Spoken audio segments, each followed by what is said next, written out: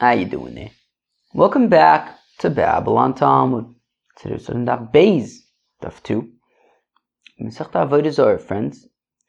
Your friends. Today we start Masechta AvodahZarah. Interestingly, I am heading out to Chutz La'aretz soon. Like after this kind of.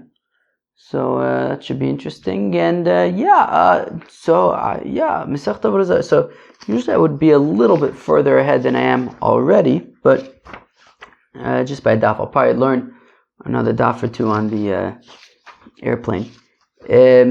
Anyways, so it should be an interesting Masechta, I think. Should be an interesting Masechta. Today's an interesting daf. Let's get started. It says the first Mishnah in Masechta AvodahZarah. Lifnei edein shel ovdei kechavim shloisha yomim asu lasis v'lasis imoyin lashilim v'lishol meyin la'avoisin v'lilvois meyin lefarin v'lefroya meyin. Rabbi Yehuda Omer lefarin meyin mipnei shemeitzeru loy amruloi av b'shemeitzeru achshav shemechu lachar zman. Okay, so this is saying that before. Okay, so this seems to be talking about pagans. I don't know what a pagan is. What's a pagan? I don't know, idol worshippers, people who worship idols. So now, it says 3 days prior to, if they have some kind of a festival, some kind of AvodahZarah festival. Must have been a scary place to be. If you're not careful, you can end up on some kind of altar with your head disconnected. Right? And they just choose somebody at random from the crowd. So before these festivals, so then 3 days we don't interact with these Ovdei Kechavim 3 days before their festivals in such a way that they might then go and give Shevach V'Hodaya to the Getchke. We don't want that. So therefore, again, I'm going to read again. Lifnei edein shel Ovdei Kechavim, before these festivals, let's say, of the Ovdei Kechavim shloisha yom, 3 days prior, also lasis v'lasis imoyin. So no doing business with them. Lashilim v'lishol meyin, to lend them stuff, to borrow stuff from them. La'avosim v'lilvos meyin, to lend them money, to loan them, to be loaned from them. Lefarim v'lefar meyin, to pay them, to be paid by them. Rabbi Yehuda Omer nifrayin meyin, l'pnei shemeitzeru lo. Rabbi Yehuda says, well, you can be paid by them, because that's kind of a negative thing, right? Nobody likes to pay a bill. But Amrullah, they said to him, well, that's only half true in some ways. Yeah, nobody likes paying a bill, but there's no way of getting around it really, and you're just kind of happy once it's done with, right? So even though, so while, at the time it hurts when you have to pay a bill, but you know what? He shows up at the festival and he thanks his Getchka for giving him the money to be able to pay back that bill and to be done with it. So even though paying kind of is annoying, it's also, you're fortunate to be also thankful that you were able to just kind of pay it off. So that's also something that we don't want to do 3 days prior to this festival. Says the Gemara, Machloikes Rav and Shmuel. Rav u'Shmuel Chatoni Eidein v'Chatoni Eidein. Did you get that? I'll read that again. Chatoni Eidein v'Chatoni Eidein. Basically, one version is Eidein with an aleph, which means destruction, and one version is Eidein with an ayin, which means testimony.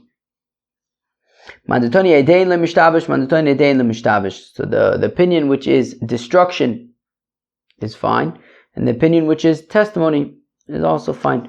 Mandatoni Eidein lo mishtabesh. The one who says it means destruction is not mistaken. The pasuk says, Ki karev yom Edom. The pasuk says the day of their destruction is near, and that's a reference to the Getchkis. As the pasuk says, as Rashi points out that the pasuk says, where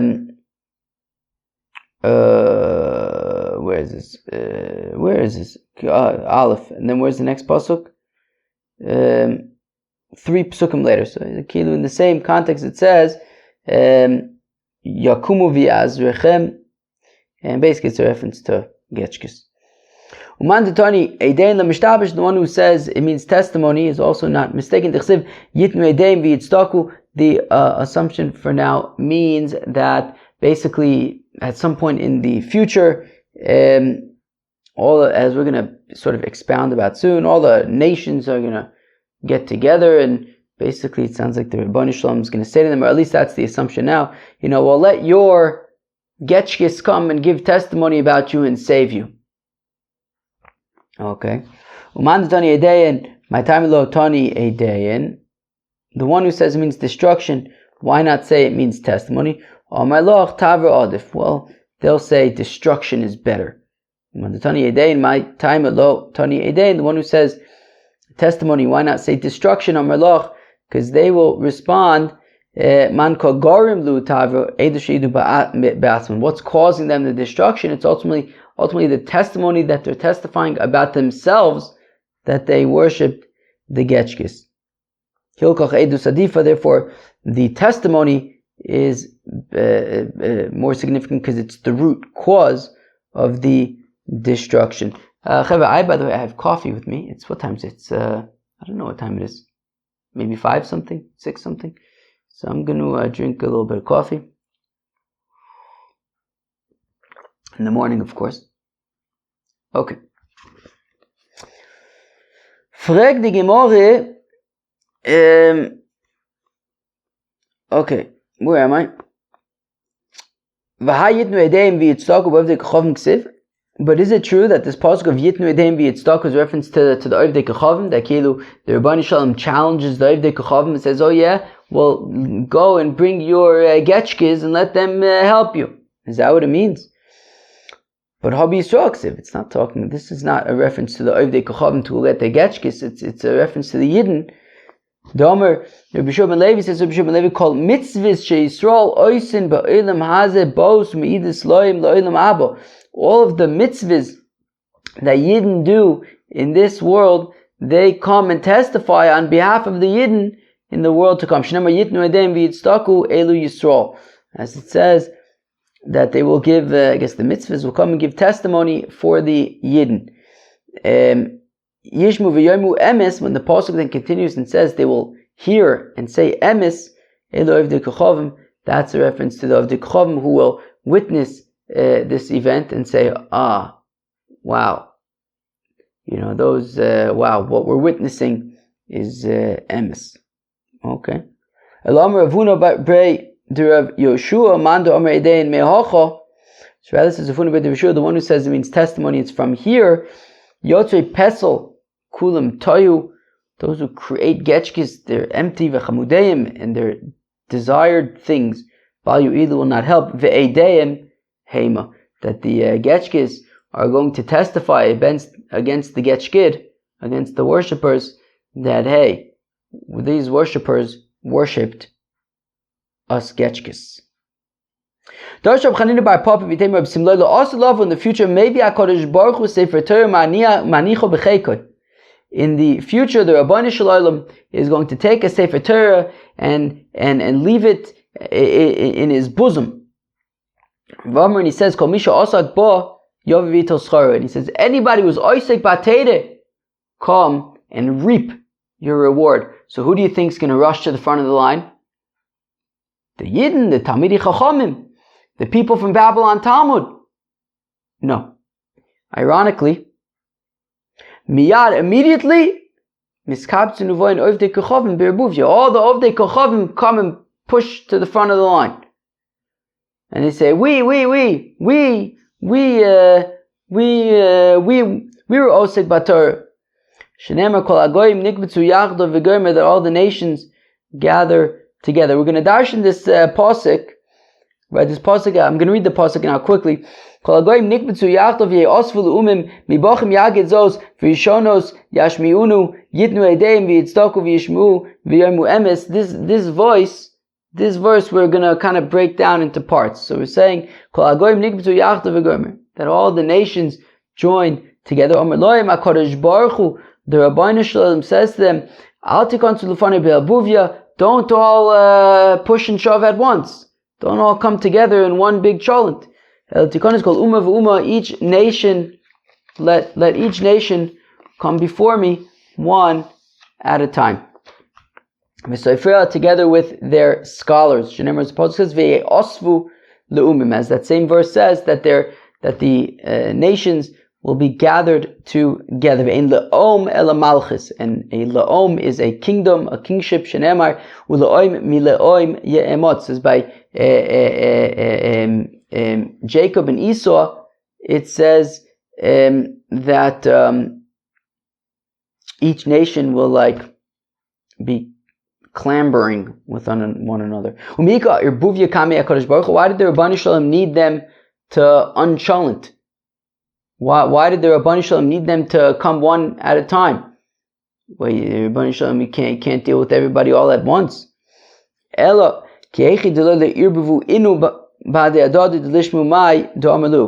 it wasn't for his sake. Yeah, it makes no difference to the Rabban Shalom, but it was for their sake. That it shouldn't be a mess for them, that they should be able to focus and have a dialogue with the Rabban Shalom directly.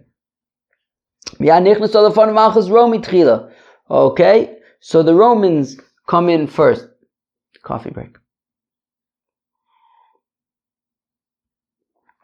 So in come the Romans. My time, how come the Romans went first? Mishum dechshiva, because they're very choshuv, important. How do you know that they're important? The Apostle says, "V'seichul kol ara usdushino v'sadkino." That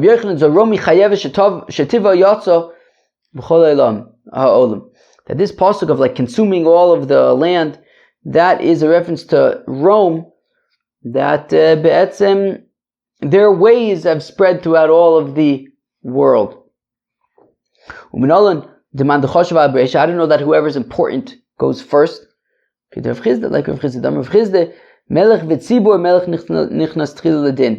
when you have a king as well as a congregation who need to be judged, the king is judged first. To do the mishpat of his eved, which is a reference to Shlomo HaMelech, and then it says, and the judgment of, and the mishpat, the justice of his nation, Israel.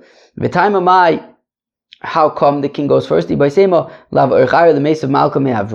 one option is just simply, it's disrespectful for the king to have to be sitting there waiting while the people are judged first. Well, alternatively, once the whole nation comes in, the Rabban Shalom is going to be upset. Better the king go in first and be judged first before the Rabban Shalom is upset. So the Rabban Shalom says to the Romans, "No, zogt, what'd you do?" They say to the Rabban Shalom, "Well, Rabban Shalom, well, we made lots of markets, lots of bathhouses, we made lots of money. And why do you think we did all these things? Why do you think we made markets and bathhouses and lots of money? We did all these things for the Yidden so that they could study the Holy Torah." Rabban Shalom says to them, "Fools! All these things that you did were for your own selves. I know why you made markets, so you can have harlots in them. Bathhouses, so that you can, go bathhouse yourself, go and pamper yourselves. Kesef is of shalihu, and in terms of the gold and silver, it's all mine anyway. Shenemar liya kesef liya azov nu'um Hashem tzvakis." That says the Rabban Shalom that the gold and silver belongs to him. Klum yesh bochem magid zois, and then the Rabban Shalom points to the Torah and he says, "Was anybody disseminating and teaching and learning the Holy Torah?" Shenemar mi bochem yagid zois, as the same pasuk that we've been expounding says, "Who among you speaks of this?" Vein zois el Torah, and zeis references the Holy Torah. Shenemar v'zeis ha-Torah asher Moshe. So this is the Torah that Moshe placed. Miyad yotzu b'fachei nafesh. Immediately they huffed and they puffed, and they clambered out. Yotzos Malchus Romi v'nichnas Malchus Paros. The Romans exited. In come the Persians. Afterwards, my time Shiva. How come they went second? How come the Persians went second? Well, because they were the second most important. And how do we know?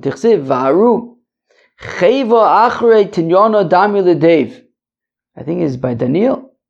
And he says, alas, a second beast like a bear. Vitani Rav Yosef taught Elu Parsim, these are the Persians. She'orchlin v'shoisin kedov, that they eat and drink like bears. And Surbolim Basar kedov, they're shmeinedik like a bear. Megadlin Ser kedov, they're hairy like bears. V'inloi menucha kedov, they have no rest like bears. Amalom HaKadosh Baruch Hu b'yasaktim, and the Rebbeinu Shalom says, "Nu zogt." Lefonov, they say to the Rebbeinu Shalom, "Rebbeinu Shalom, hay begishorim gasharnu, hay bekrochim kavashnu, hay b'mchomos asinu." We made lots of bridges, captured lots of cities, and we made lots of wars. V'chulim lo asinu.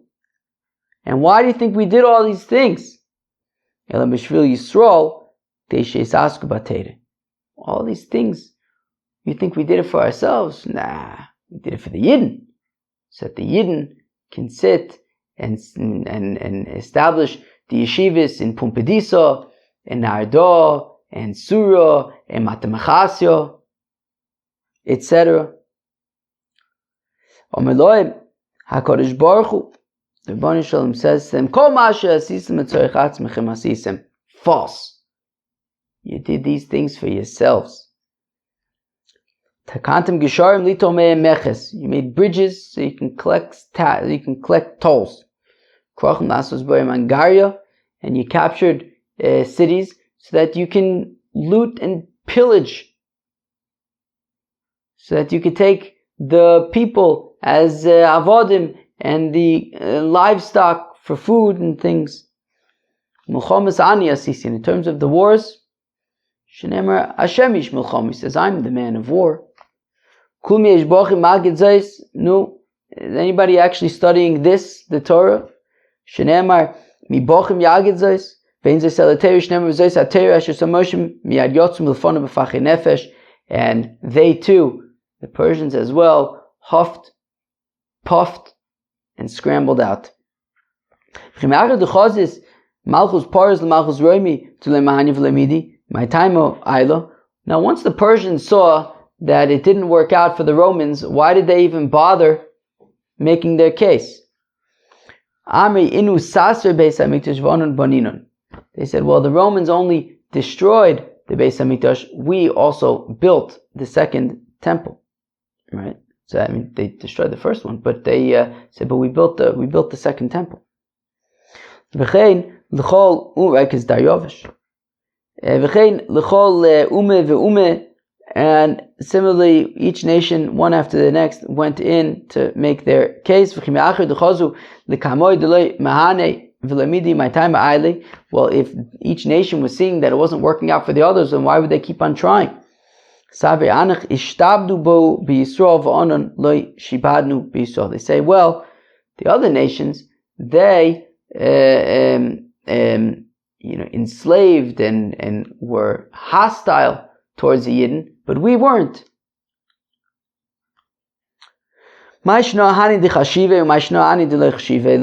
Okay, how come the Persians and the Romans are mentioned by name, but the others are not? They're just like lumped together as the other nations. Because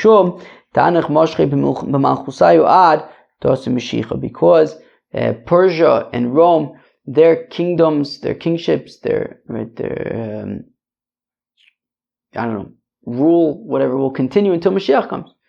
I think the point is that we still see it nowadays, right? Rome is Be'etzem, I imagine it's like kind of the West, and Persia is, I guess, the East, kind of. I wonder if you could say that kind of broadly speaking. Kind of like Persia would, let's say, be like kind of like the Muslim world, kind of the Arab Muslim world, maybe. I don't know, I'm just theorizing. Whereas the Romans would be kind of like Europe, North America, and that kind of stuff.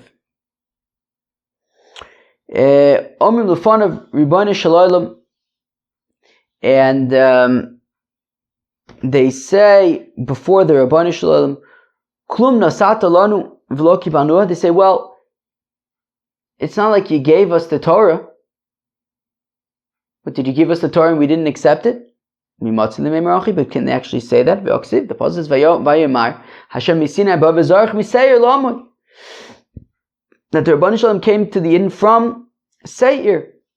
The Pasuk says, V'kadosh me'ar parin sela. My boy b'Seir, my boy b'Parin. What was the Ribono Shel Olam doing in Seir? What was the Ribono Shel Olam doing in Parin? Actually,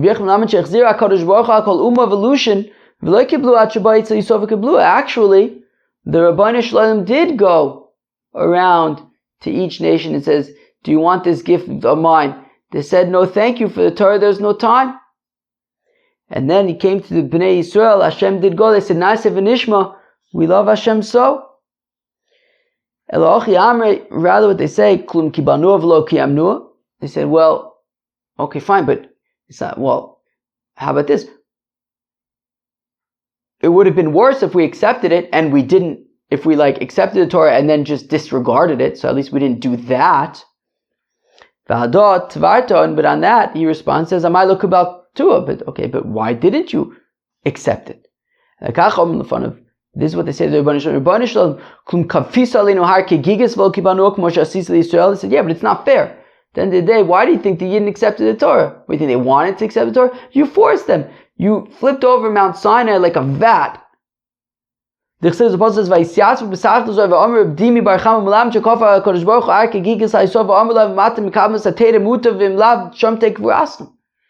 that the Ribono Shel Olam flipped over our Sinai over the Yidden like a vat. And he says, either accept my holy Torah or be buried under Mount Sinai. So, miyad, so then immediately the Ribono Shel Olam says to them, okay, well, let's hear about the first ones. Also from that same pasuk. Okay, what about the Shev Mitzvahs B'nai Noach? Did you do those? That was Daf Beis of Masechta AvodahZarah. Hope you enjoyed. Peace out. A little bit of a cliffhanger there. A little bit of a cliffhanger. But it's going to keep going weiter, so you got to stop somewhere. Well, hopefully I'll see you tomorrow. Peace out.